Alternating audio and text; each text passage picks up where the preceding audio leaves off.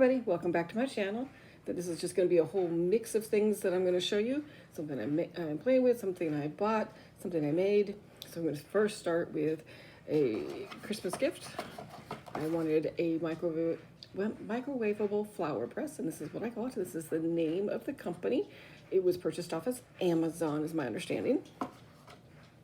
These are some of the flowers that I have done so far.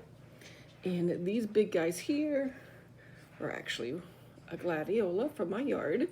For some reason, some of my flowers seems to think it's spring and not winter. But just to show you, this is what it starts off looking like. This is what it ends up looking like. And then this is the flower press itself. And so you can see it's about the size of your hand. It's not that big. It has this elastic to hold it together. And then it has a top, a little foam thing here. The bottom is exactly the same, and then some cotton. And I just wanted to show you. These are washable, it says. And then this is also a gladiola, and I'm still playing with it to kind of learn. But as you can see, it dries pretty nice. These ones are really big because really these were what I had in my yard. And these are some smaller ones that were in my yard here. And then this one here was a carnation. And with the bigger, thicker flowers out here, they don't dry as well. They come apart in little bits and pieces, as you can see. And they did say to deconstruct them, dry them, and then construct them back together again. Not quite sure how that's supposed to work, but I'm saying for a dried flower, it looks like the ones that you can flatten out like this seem to work the best. And then I learned my lesson here. If you over nuke them, this was a small white flower. I only had one of those, and it pretty much crumbled by the time I was done. So that was the fun I'm having with my flower press. And I grow flowers in spring. And I thought, well, rather than buying dried flowers, I'll make my own. So that was this that I've been playing with from Christmas. So, and the color is quite different, but I really like what it dries to be. Then I did go back to, let me grab this from the Dollar Tree. I was looking for, I decided I wanted these items, these ones here. And so I went back and I was looking for something else that I didn't find. That's okay. I got these. I also picked up these.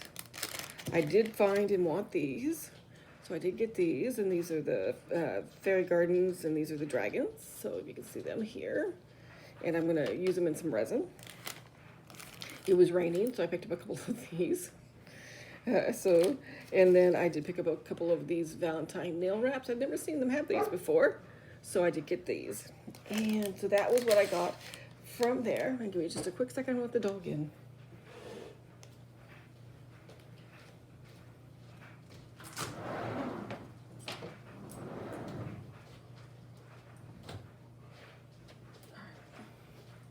I'm back. Thank you for that short and intermission. Appreciate your patience. Oh, and I did pick up these. And these were 50 cents. Those products, I thought this would be good. I could use for Valentine's. And then I picked up this also for 50 cents. And I'll show you what I'm going to be doing with this one. So this, what I bought at the Dollar Tree. And then to show you what I made. So Stace commented on my video about when I made the bigger version of this thing here, and she gave me a link to somebody who made one using the Dollar Tree standard grip and something smaller. This is different than what the other lady did, because she actually made a binding out of vinyl, and I just punched holes and into this. So this was originally a clear, it was from Daiso, and it was a clear, I'm trying to think what it was. If you watch my Daiso haul, it's in there. And photo album is what this was. And the binding was too wide, and so this wouldn't lay flat. So I cut the binding in half. I punched holes in it, and then this was the first kind of string I came across, So I stringed it all the way through, and then I put a green bead at the top and the bottom to hold it in place. And then to show you how if this would work just like the other one. So I'm going to use these. And let me grab, what did I do with the other one? I don't know what I did with the other one. So we'll just grab another one. So I'll just, and a piece of paper. And this paper's kind of big for this, but that's okay. You get the drift. So I'm going to put this in here and line it up. So I'm going to line my paper up on the second mark, and I'm going to put in, and this is where I'm going to say I want the thing, and then I'm going to go like this. And I actually made myself one of these, so I'll just use this. And then, oops, ooh, it worked earlier. Hold on. Why aren't you sticking?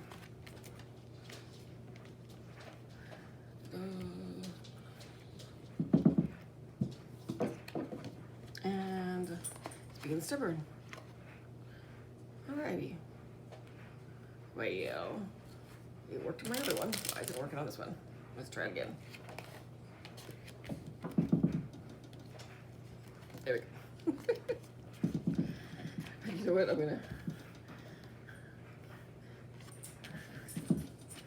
Let's do this. All right. The joy of filming and having things not work. Okay, so there you go, it worked.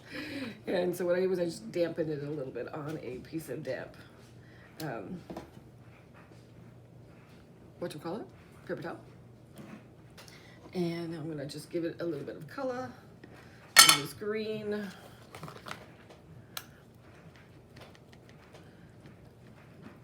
Here.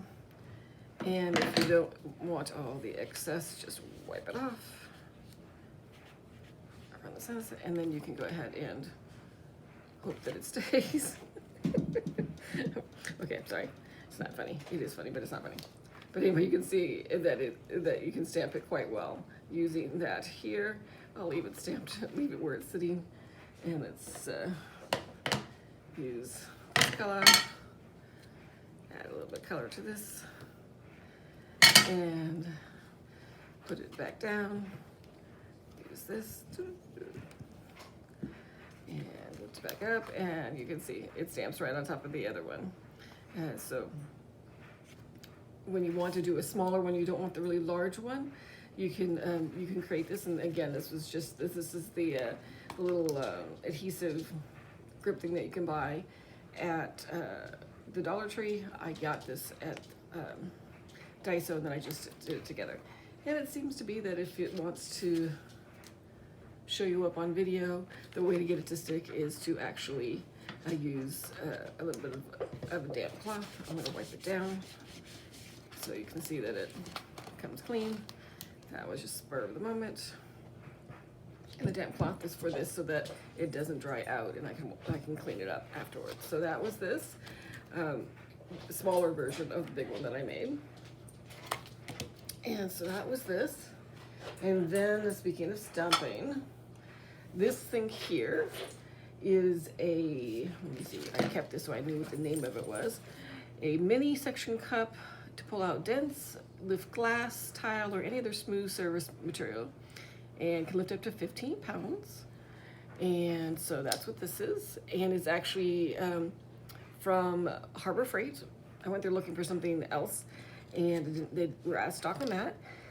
This thing was less than $3 because I handed $3 over and received change back. And what I did was I put a piece of felt, so I cut a piece of felt. So from this, just a regular old piece of felt, put it on here. It's smooth on the bottom, but it had a couple of little indents here, and I didn't want that to show through on the paper, so that's why I did this. And I can use this nice little handle and press it down to press down on the stamps. And then I did this one as a bigger one. I got this just to do on bigger stamps as well, so that I had something that I could press down evenly as well. And I may attach something to the top as a handle, but I haven't decided yet. So what these are. So the other thing I made, let me bring this out, is so that I could line up on the stamping on for the blocks, because I have a number of these, and I thought, well, if I can line up like I do for that, the clear ones, these, this would be perfect. So just to show you how this would work, I can say, for an example, I want this to be right here. I know that this is going to line up here, right there. I can remove this here and then just stamp on it, just like you would normally, except for I'm doing it this way. And then let's do the flower. Hopefully the stamp pad's working. All right, and then I can go ahead, and I knew I wanted it right here, so I can line it back up. And then use my handy dandy little stamper thing. Pick that up, and voila. It is where I wanted it to be. And then say it's like, say it didn't come out all the way, I can line it back up. Say I want a little bit green with the over where the pink is.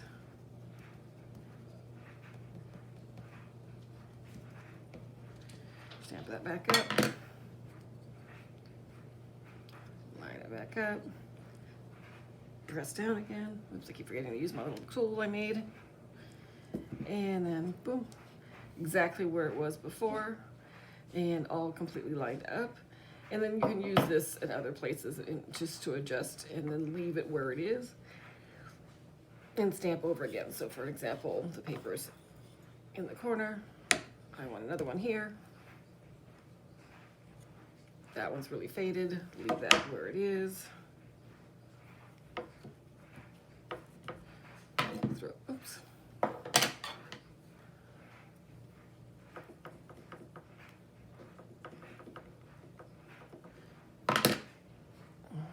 Hold this down. I think I just moved it.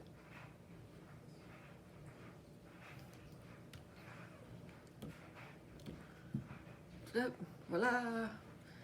There you go, nice and dark and darkly stamped.